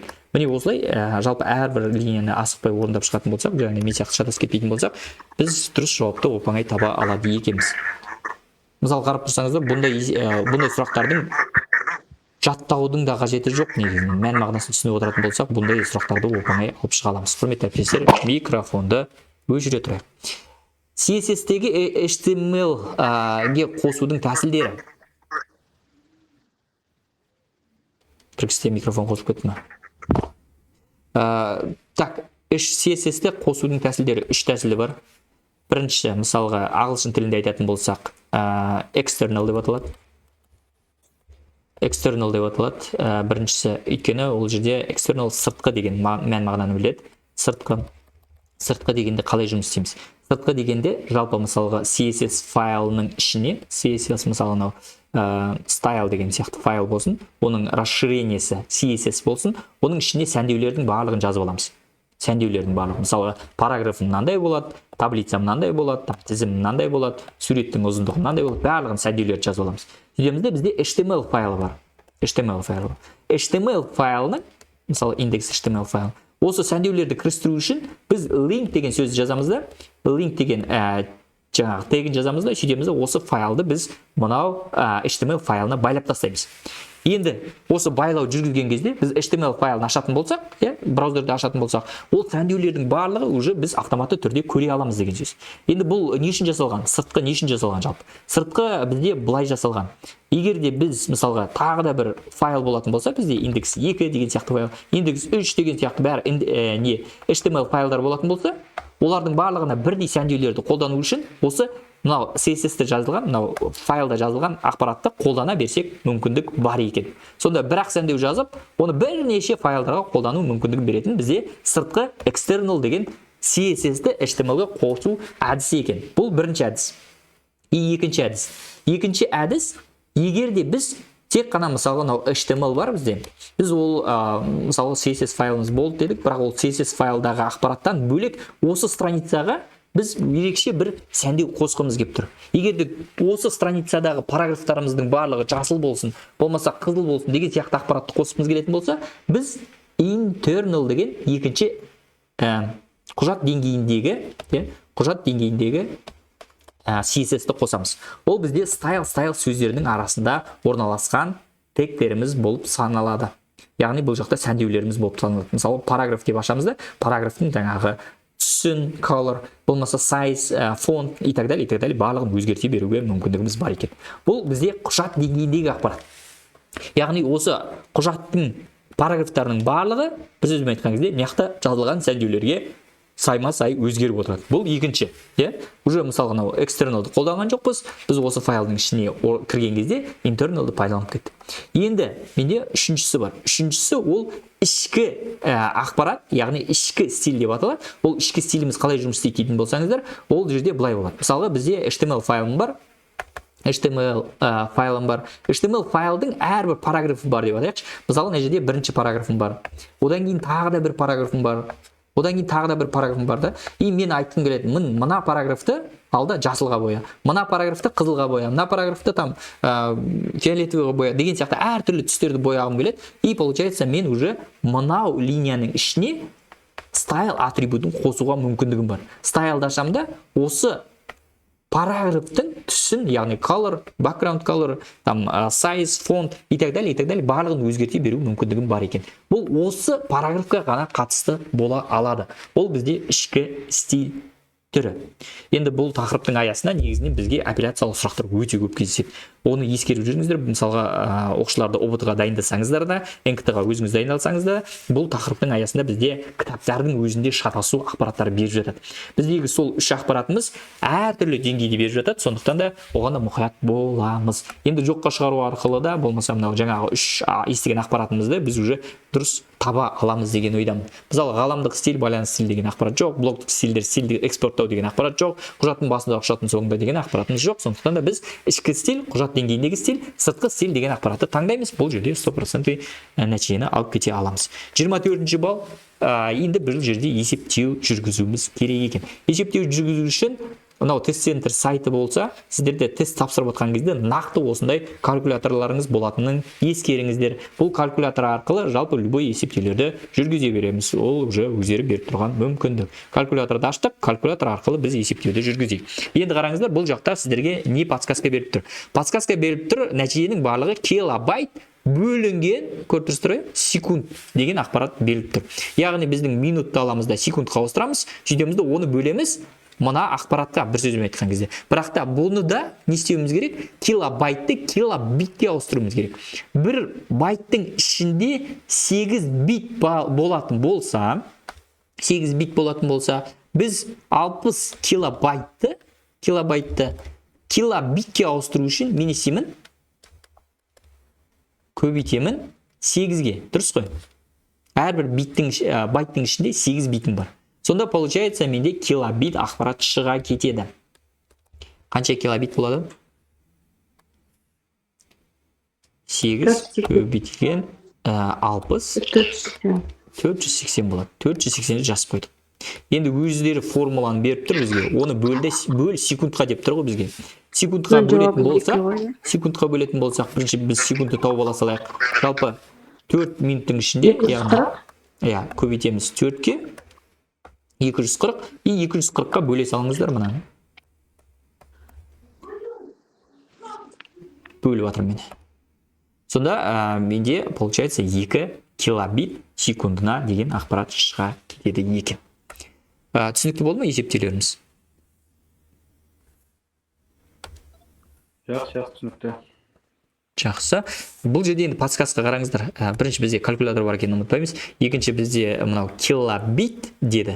Килобайт деді, оны битке ауыстыра салдық. Сөйтікті мынау бөлу деген подсказка өзі айтып тұр. Что сен мынаны секундқа ауыстырда, осыны бөл деп тұр. Содан кейін біз уже бөлу операциясын орындауымыз керек екен. Болды, бізде 2 килобитіміз шыға кетті. 24-ші балл, 25-ші балл бізде уже педагог статусына келіп қалдық. Педагог статусын алуға дайынбыз. Егерде барлық нұсқа дұрыс жауап бере алсақ барлық сұрақтарымызға. 25-ші сұрағымызда бізде қайтадан код берілген. Бізде берілген А айнымалысы 6, Б айнымалысы 5. Есептеу нәтижесін беруіміз керек. Яғни қараңыздар, бізде А айнымалысына 6 берілді, 6 берілді, Б айнымалысына 5 берілді. Ондай болатын болса, біз шарттарды есептеп көрейік. Бүйдеді. Егерде А бөлінетін болса 2-ге және де оны қалдығы 0-ге тең болатын болса, бір сөзбен айтқан кезде 6 бөлінген кезде 2 болатын болса, және де оны қалдығы, бүтін қалдығы 0-ге тең болатын болса, яғни бір сөзбен айтқан кезде егер 2 сан 2-ге бөлінетін болса, ол жұп, яғни оның қалдығы 0 болады деген сөз. Біздің 6 санымыз жұп, сондықтан да біздің шарт орындалады. Орындалғаннан кейін біз не істейміз? Мынау линияны бірге орындап шығамыз. Так, бұл жерде А-ны 2 дәрежелейміз, дұрыс қой, 36. 36 қосамыз 5 сонда. Қосамыз 5. Жоқ, қосылмайды. Ол кезде 0 қалмайтын болса, онда... Жоқ, бұл жерде LC бөлімі жоқ қой. LC бөлімі жоқ қой, көріп тұрсыз ба? Бізде LC бөлігі болған кезде, мысалы қараңыз, шарт орындалса, мынаны орындаймын деп тұр. Иә. И ол шартқа қарамай-ақ, шарт орындалсын, орындалмасын, мен мына линияны орындаймын. Еліктен дейтін болсаңыз, бізде мынандай ақпарат. Мынау шартқа қатысты ақпараттардың барлығы мынандай бос орынмен бөлінді. Шарт орындалса ғана мына линия орындалады. Ал шарт орындалсын, орындалмасын, мен келесі линиялардың барлығын орындай беремін деген сөз. Сондықтан да 36-ға біз не істейміз? Қоса береміз B-ның мәні, яғни 5-ті. Яғни сол кезде бізде 41 деген сан шығады. Ал егерде бізде мына жерде LC деген ақпарат кеткен кезде, LC деген ақпарат кеткен кезде біз уже ойланатын едік мынаны қосатын ба қоспайтынбыз ба деген сияқты. И то оның бос орнына назар аударуымыз керек. Оның блоктары жазылуына назар аударамыз. If болады, шарт орындалса, мына жерде бос орын тұрады, осы жердегі операция орындалады. Else болады, оның несі бос орындар арқылы операциялардың барлығы мына жерде жазылып тұрады деген сияқты. Так, бізде 41 саны шықты, иә? 41 саны шықты. Бұл жерде ескеру керек ақпаратымыз жалпы шарттағы бөлу, мынау арқылы біз санды бөлеміз, бөлген кездегі бүтін қалдығымызды анықтай аламыз. Мынау екі көбейту арқылы біз санды дәрежелейміз. Яғни аны біз еседік, 2 еселедік. Бізде аның мәні 6 етін, оны 2 еселедік, 6-ны 6-ға көбейттік. Получается, бізде 36 мәні аның жаңа мәні ретінде сақталды. 36-ны алдық та 5-ке қостық, бізде ол к-ның мәні ретінде сақталды. К-ның мәнін экран бетіне шығардық, бізде 41 мәні шыға кетті. Міне осылай примерно 25 баллымызды алдық, егерде жаңағы 10-шы сұрағымызды егер қабылдаса, иә.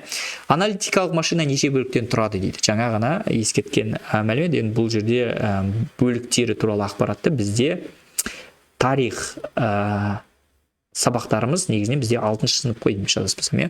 6-шы сыныпта кездесетін аналитикалық машина, жаңағы Чарльз Бэббидждің машинасы, оны қанша бөліктен тұратындығы туралы ақпарат берілген. Ол қанша бөлімнен тұрады делінетін еді? Естеріңізде бар ма? 4 бөліктен. 4 бөліктен тұрады, дұрыс айтасыз. Ол 4 бөліктен ақпаратында нақты айтылып жазылған. Сол жерде негізінен уже компьютердің полностью идеясы формироваться етілген ғой. Бірақ та Чарльз Бэббидж жазған кезде, жаңағы өзінің тірі кезінде ол компьютерінің тек қана қағаз жүзінде жазалғанда финанс болмаған, ол өз іске асыра алмай қалған. Оның студенттері содан кейін оның жазған программаларын, оның жаңағы блоктарын барлығын іске қосып көргенде, бірақ та кішкене ошибкалар тапқан, әрине олардың барлығын дұрыстап шыққан, и жаңағы Ада Лейвлис деген кісі соның жұмысын соңына шейін жеткізді деп те айтса болады. Сол аналитикалық машинамыз 4 бөліктен тұрады екен. 27-ші сұрағымыз бөлдік алгебраның негізгі операциялары. Бөлдік алгебраның негізгі операциялары бізде конъюнкция, дизъюнкция, теріске шығару екені белгілі, бірақ та мына жерде немесе және деген сияқты ақпараттарымыздың орындарына ауысып болмаса шатастырған. Немесе дизъюнкция, теріске шығару емес. Д жауабы. Д жауабы бізде дұрыс. Конъюнкция және көбейту, дизъюнкция немесе қосу, теріске шығару емес екен. Емес. Құрметті әріптестер, біреумізден менің даусым эхо болып жатыр, соны сәл бақылайсыздар ма? Микрофонды өшіріп қоясыздар ма? Бірдеңке болып жатыр. Д варианты дұрыс жауап қабылданды. 28 кеттік.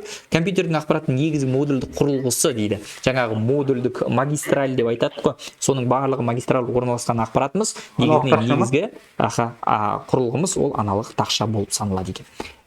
Негізгі модуль не үшін процессор емес, не үшін жедел жады емес, не үшін қатқыл диск емес. Қатқыл диск мен жедел жадыны алып тастай беруге болады. Олар мысалға тек қана бір қызметті атқара алады. Оларсыз да принципе идея жұмыс істей алады. То есть получается бұл компьютердің жаңағы ақпарат алмасуы бастапқы этаптарда жұмыс істей алуы мүмкін, да? Мысалы BIOS арқылы қосылып кетуі мүмкін деген сияқты ақпарат. Бірақ BIOS қай жерде орналасқан? BIOS орналасқан аналық тақшада.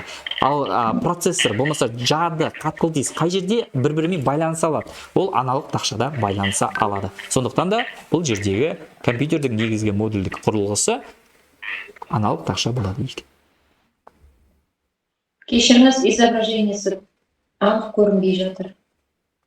Құрметті әріптестер, барлығымызда сондай ма, әлде қана сізде ма? Кейбір кезде интернет байланысына байланысты анық көрініп тұр. Сәл байланыс есеп болуы мүмкін. Сондықтан да сәл күте тұрсаңыз, болмаса пауза жоқ қой бізде, былай берген. Былай болады, записке түсіріліп жатыр, записте артынша жіберетін боламын, барынша қайта қарап шығуға тырысасыз қой. Болмаса шығып қайтадан қосылып көріңіз. Мүмкін көмектесер. Так, хорошо, ары қарай кеттік. 28-ді бітірдік. Аналық тақша екенін білдік. 29. Нақты сандар типі. Шатасып қалмауымыз керек. осы жерде осы сұрақта көп ұстаздарымыз шатасып жатады, болмаса сандардың екіге бөлінетінін ұмытпауымыз керек. Нақты сандар және де бүтін сандар. Дұрыс айтасыз. Float дегеніміз бізде нақты сандар. Нақты сандарға мысал келтір деп те сұрақтар кездесіп жатады. Нақты сандарымыз бізде мысалға 2,5, 2,5. иә 10,75 деген сияқты сандарымыз. Хорошо? Бұл нақты сандар деп аталады. Бүтін сандарымыз бар бізде. Бүтін сандарымыз 2, 3, 4, 5 деген сияқты сандарымыз бізде бүтін сандар болып табылады екен. Булен дегеніміз айдан анық, true false, екі ақ мәнді қабылдайды. Болмаса true false, болмаса 1, 0 деген сияқты ақпараттарды қабылдайды. Str деген ол string жаңағы жолдық типті мәлімет екен. Бұл жерде енді шатаспаймыз деген ойдамын. Енді даже мысал келтір десе де сіздер нақты жауап бере аласыздар. 29 ұпай, 30 ұпай модератор деңгейі, уже модератор деңгейіне келіп жеттік. Программа түсінетін тілде жазылған командалар мен нұсқаулар жиынтығы дегеніміз ол бізде программа болып табылады екен. Дұрыс айтасыздар. Бұл жерде енді трансляторлар сол программаны нөлдер мен бірлерге ауыстыруға арналған қосымша деп те атасақ болады. Программалау, сол программалауды жаңа программаны жазу процесі деп те атасақ болады. Программалау тілі сол программа жазылатын орта деп атасақ болады. И нұсқаулар жиынтығы жалпы ол программа екенін ұмытпаймыз. Модератор деңгейінің балын жинадық. Кеттік біз векторлық графикалық редакторлар дейді. Бұл жақта вектор дегенге уже біз растрларды жоққа шығару арқылы уже біз 100% таба аламыз.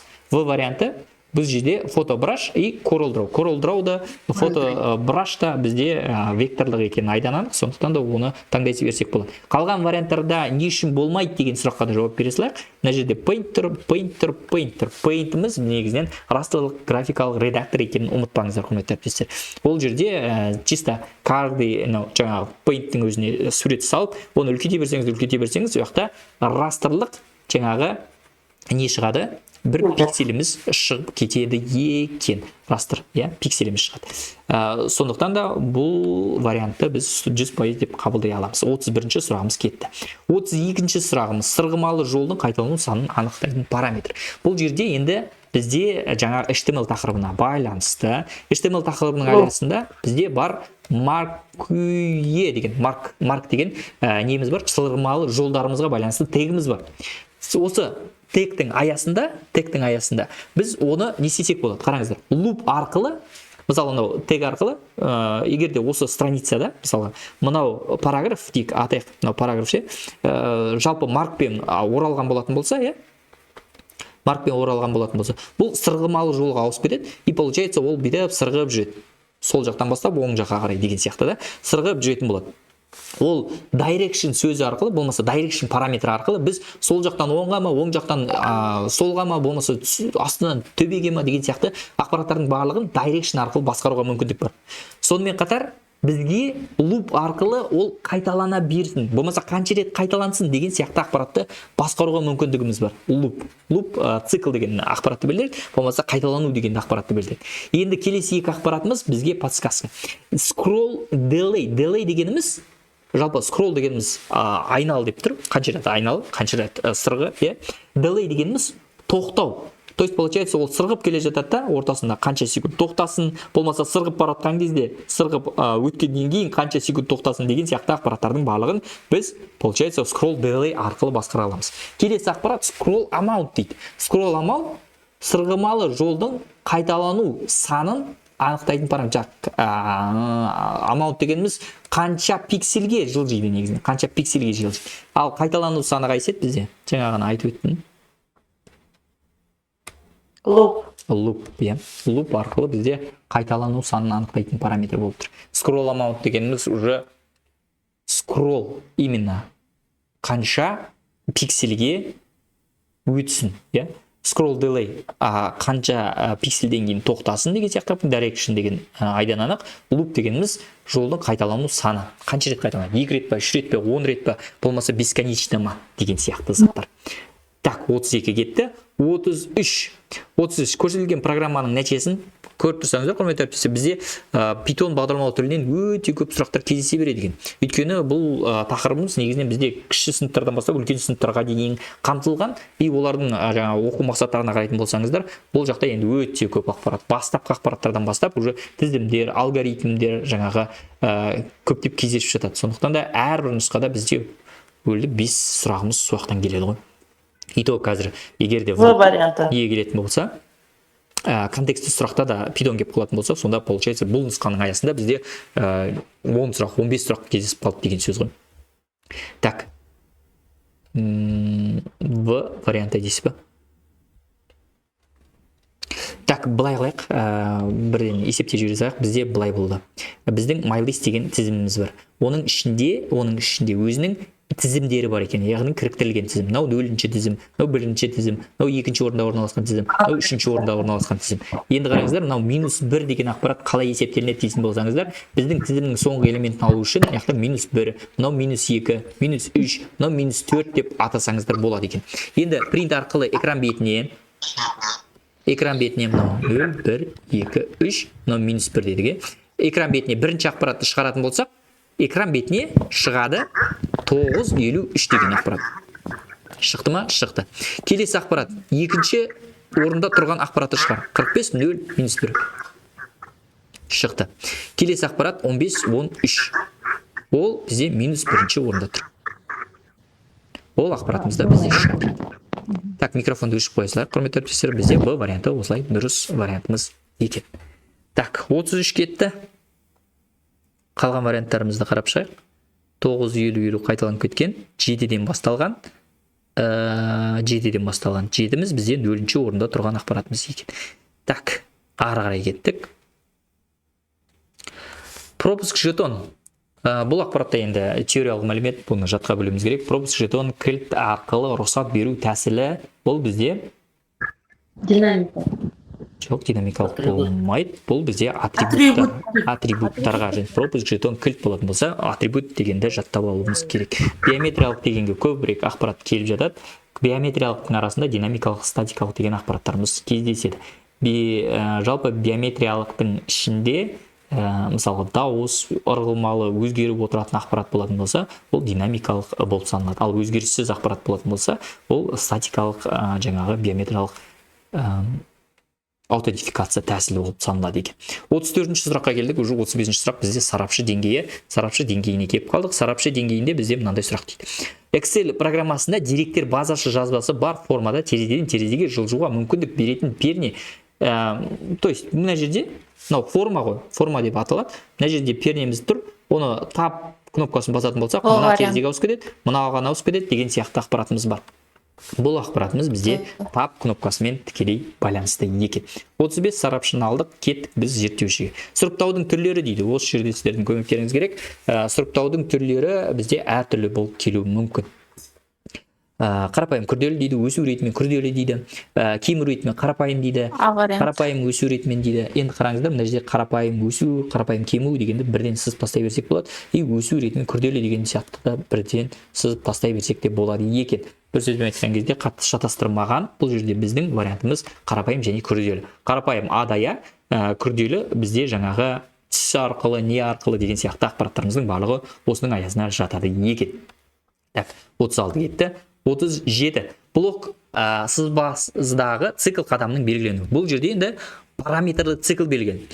Қаяқтан білдіңіз десеңіз, мына жерде бізде параметрлі цикліміз ай айнымалысына қатысты болып тұр. Ол А нүктесінен бастасын деп тұрмыз, Б нүктесіне дейін жүгірсін деп тұрмыз. Қандай қадаммен жүгірсін? N қадаммен жүгірсін деп тұрмыз.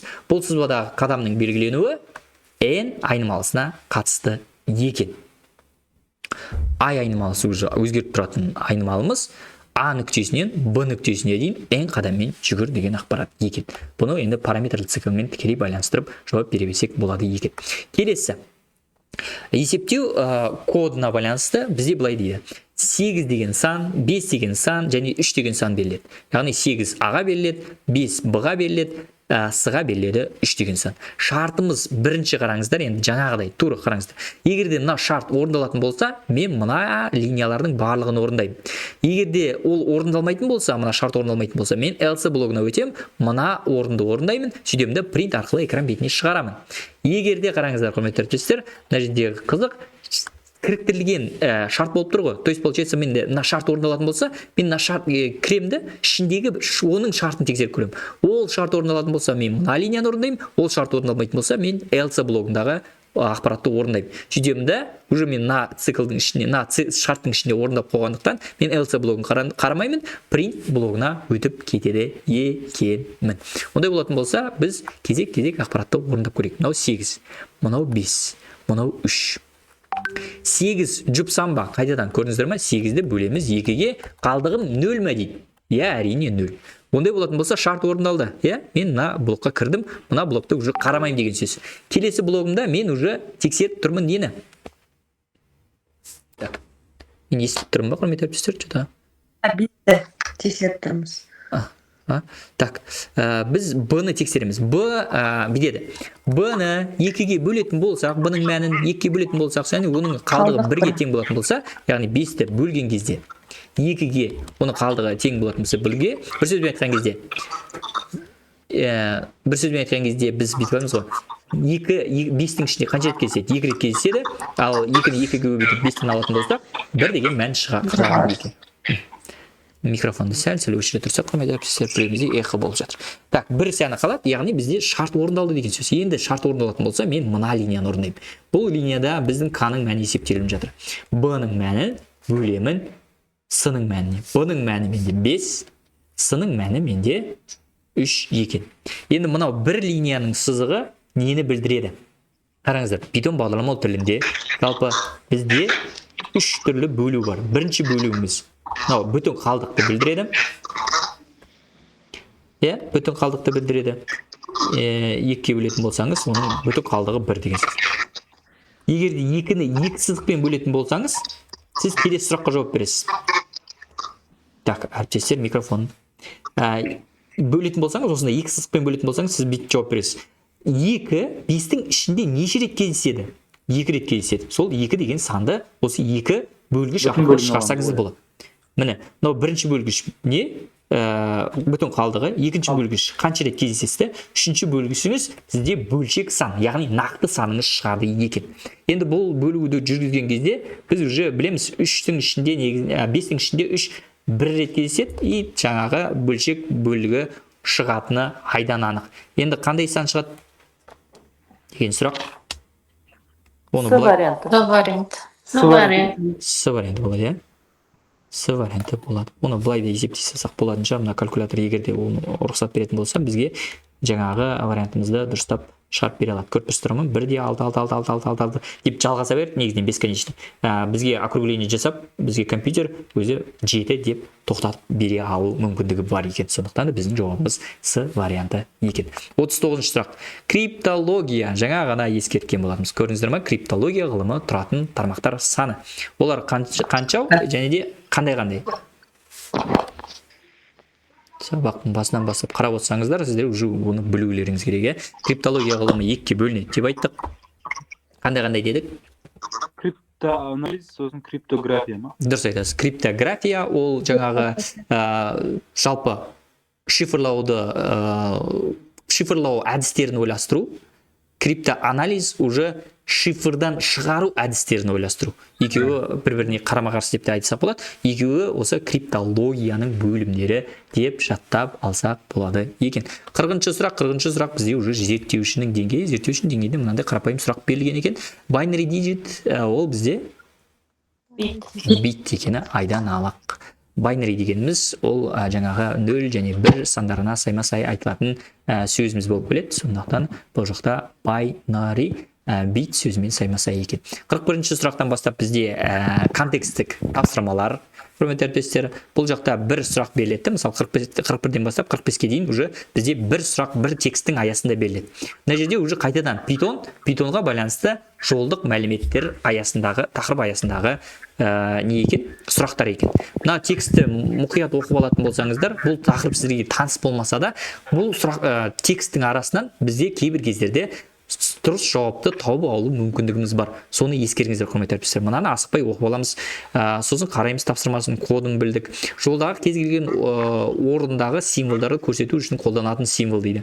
Бұл жерде енді мына жердегі мына кодтың өзіне қарайтын болсаңыздар, мына информатика сөз берілген 4-ші орында деп тұр ғой. Ол 0-ші орыннан басталады. 0, 1, 2, 3, 4. 4-ші орында менде R әрпі шығу керек. Принт арқылы шығаратын болсам 4-ші орындағы ақпаратта менде 4 R деген әрпі шықты. Көрдіңіздер ғой. Қандай символдар қолданып тұр? Жақша символдар қолданып тұр. Көріп тұрсыздар ғой, уже біз даже мына тақырыпта бізге таныс болмайтын болса, бұл символдарды осы кодқа қарап тауып алсақ та болады. 41-ші ұпайымыз кетті. Біз шебер ұпайына кетіп бара жатырмыз. Келесі сұрағымыз жолдың ұзындығын шығаратын функция. Құрметті ұстаздар, қайтадан айтамын, малтын астында үстіндегі текстті оқимыз. Мына жердегі мына подсказканы қараңыздар. Ұзындығы шығаратын функция len деп тұр. Мына жерде сұрақтың өзі ұзындығын шығаратын функция дейді. Қарап тұрсаңыздар, құрметті әріптестер, мына жақта бесплатно бізге 1 баллды беріп тұр, оны жіберіп алмауымыз керек. Len функциясы арқылы кез келген жолдың мына жақта да қолданылған ұзындығын таба аламыз. Ұзындығын len s дейтін болсаңыздар, қараңыздар. Мынау строканың қанша символы бар екенін анықтап жатырмыз. 1, 2, 3, 4, 5, 6, 7, 8, 9, 10, 11, 11 деген сан келесі линияда шыға кетеді екен. Міне len арқылы біз length, яғни ағылшын тілінен алған кезде, бір сөзбен айтқан кезде, ұзындығын тауып алдық. Келесі 43. Так, микрофон, құрметті әріптестер. Так, былай дейді, бізде информатика сөзі берілген. Енді ол жерде мына жердің осы информатика сөзінің slices бөлшектерімен жұмыс істеу керек. Бөлшектерін жұмыс істеу үшін бізде негізінен мынау жақшалардың ішіне 3 параметр жаза аламыз. Бірінші параметр ол бастапқы нүктесі. Екінші параметр соңғы нүктесі. Соңғы нүкте бұл диапазонға кірмейтінін ескеріңіздер. И үшінші параметр ол бізде қадам. Енді біздің кезекте егерде қадам берілмейтін болса, біздің қадам әр қашанда бір санына тең деген сөз.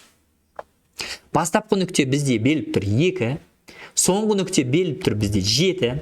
7 бұл диапазонға кірмейді. Ондай болатын болса, бір қадамнан екінші нүктеден бастап 7-ші нүктеге дейінгі ақпаратты шығарымыз керек. 0, 1, 2, 3, 4, 5, 6, 7. Уже 7-ден бастап біз мынаның барлығын сызып тастаймыз.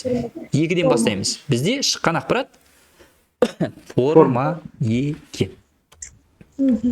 Кетті ғой, болды.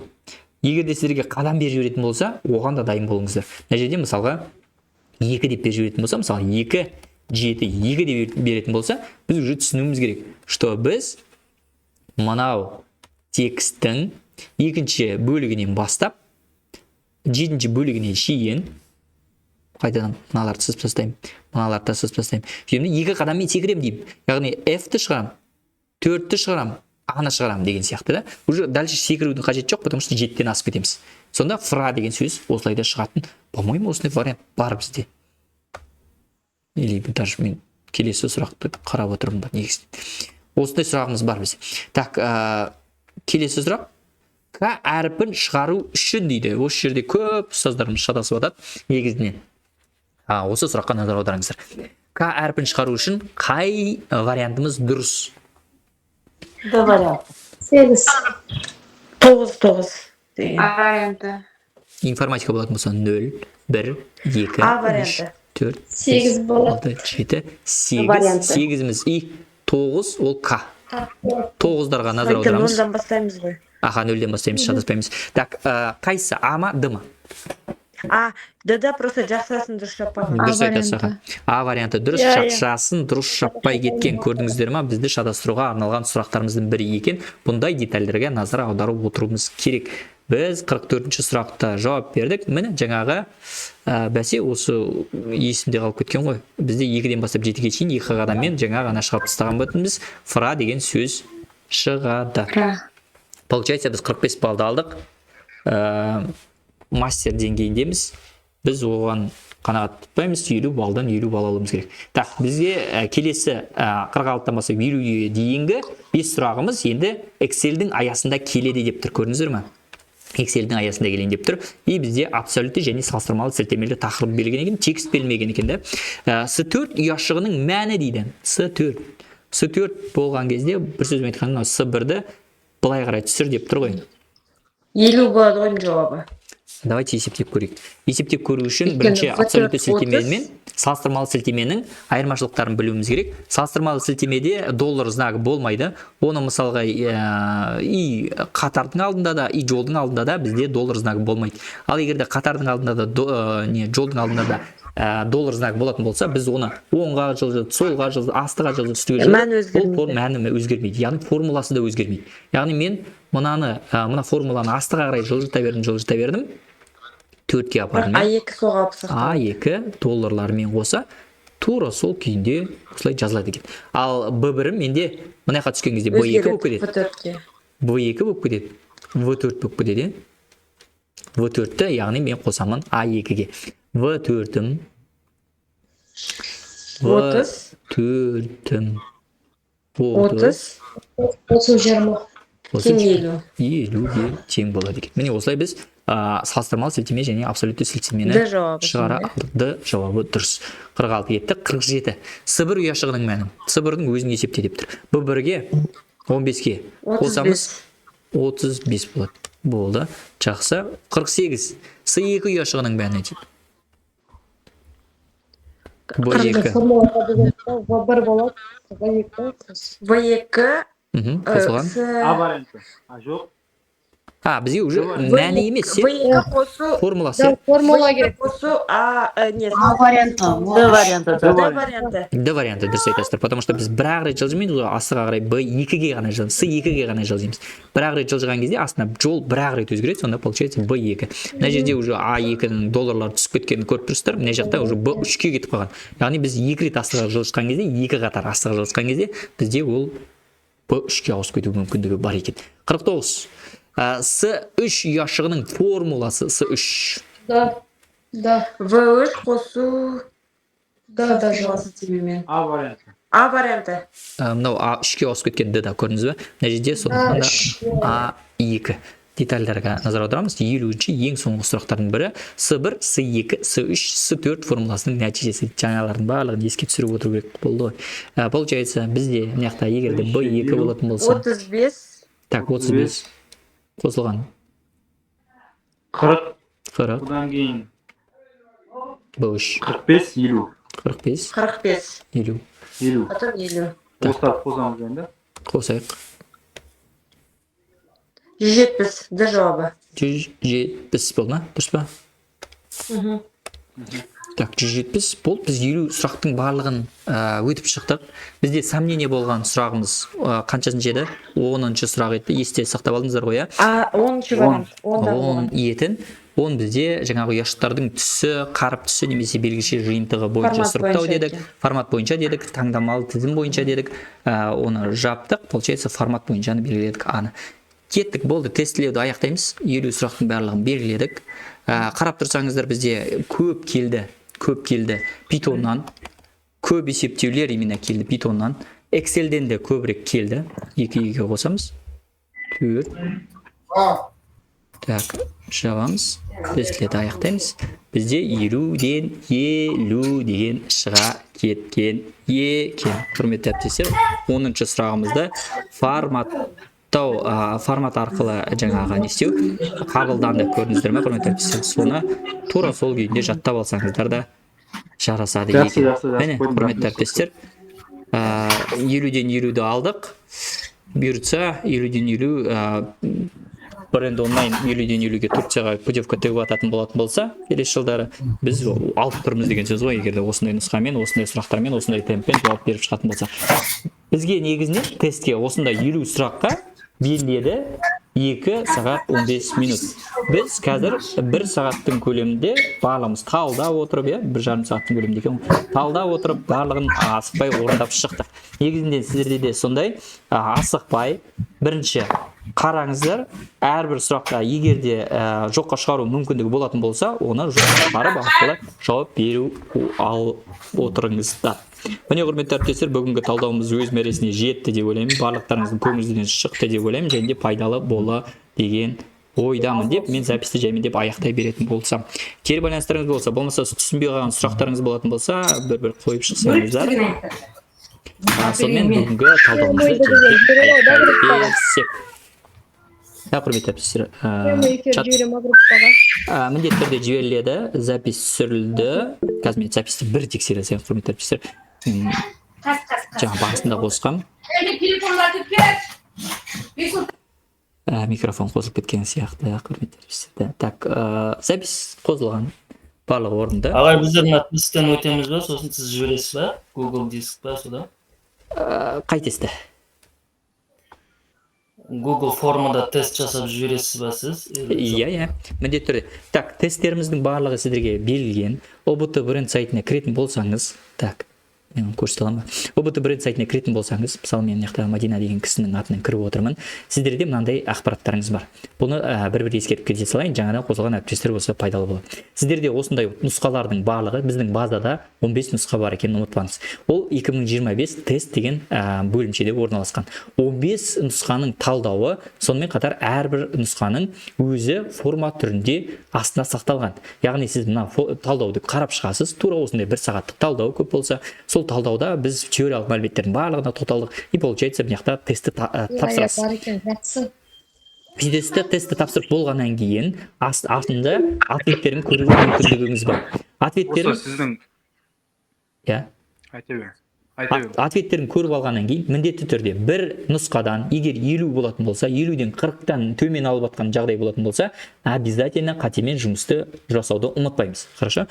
40-тан смело алып отыратын болса, 40-тан жоғарыны алып отыратын болса, келесі нұсқа, 15 нұсқаны бітіріп алдық. 15 нұсқаны бітіргеннен кейін кузис бөліміне өте бересіз. Кузис бөлімінде сіздерде тура 15 нұсқаңыз кузис форматында ұсынылған болады. Яғни ол жерде просто күнделікті қайталап тұруға мүмкіндігіңіз бар. Одан кейін барып, егерде бір тақырыптарыңыз бойынша қиындықтар туындайтын болса, мысалға жасанды интеллект дейді, болмаса Excel дейді, болмаса ақпаратты өлшеу тақырыбы, SQL тақырыбы, санау жүйесі, Python тақырыбы, HTML, CSS тақырыптары қиындық туындататын болса, сол тақырыптар бойынша мынау талдауларды қарап шығуды ұсынамын. Сонымен қатар, егер де ол тақырыптарды қарап тағы да қиындықтар туындап жатқан болатын болса, жекеге шығып сұрақтарыңызды қоя беруге мүмкіндіктеріңіз әрқашан бар екенін ұмытпаңыздар. Жеке эфирді ұйымдастыру мүмкіндігіміз әбден бар. Жалпы Google жасалған жақсы екен. Ойда есте сақтауға сұрасам болады ма? Рахмет. Так, иә, айта беріңіз. Сіздің осы өтіп жатқан видеоңыз жаңағы 15 лекция бар ғой, соған қатысты ма прямой? Осы 15 лекцияны ғана. Иә, мынау қазір мен талдап шықтым ғой, тест-центрдің несі, тест-центрдің берген нұсқасы, қарап тұрсаңыздар, бізде ешқандай өзгеріс болмаған. То есть, получается, біздің базада бар сұрақтар ғой, базада бар сұрақтар. Сондықтан 50-ден 50-ді оп-оңай алып Тест қарашада бола ма? Бұйыртса, тест-центрден ресми түрдегі ақпаратты күтеміз. Кітап бізде былай жинақталған, әрбір бөлімше бойыншағы кітаптар. Мына кітаптар бойынша ақпарат бар, ол кітаптардың ссылкасын сіздерге жіберіп берейін. Значит, әр класс бойынша кітаптарыңыз, ол мектепке пайдаланамын десеңізде, электронды версиялары, білесіздер, сайттарынан да алуға болады. Жалпы PDF және де Word форматтарында өздеріңізге презентация жасаймын десеңіздерде, дұрыс пайдалана берсеңіздер болады. Одан кейін бізде именно НКТ-ге байланысты мынандай кітапшалар ретінде жинақталған, ол кітапшаларды жаймендеп шетінен сіздерге ұсынатын боламын. Мысалға, веб-программалау, веб-жобалау тақырыбының аясында бізде кітапша құрастырылған. Мысалға, ол именно жаңағы мысалға әртүрлі кітаптардан ақпаратты жинақталамыз, именно бізге керекті ақпараттарды бір кітапша қылып жинақтаған боламыз. Ол ақпараттарды сіздермен шетінен бөлісетін боламын. Так, все. Сұрақтарыңыз болса, қоя берсеңіздер, мен жаймен деп записьте. Кешіріңіз, жаңа кітаптардың барлығын бізге жібересіз. Хорошо. жіберем. Ана бөлекше кітапшалар ол базада, по-моему, бар. Бөлімше бойынша. Базада сіздікі тұр екен, а именно жаңа, который каждый бір мысалы 11 сыныптың 3-4 вариантта Хорошо. кітаптары бар, Хорошо. әртүрлі. Аха. Хорошо, жіберем. Жақсы.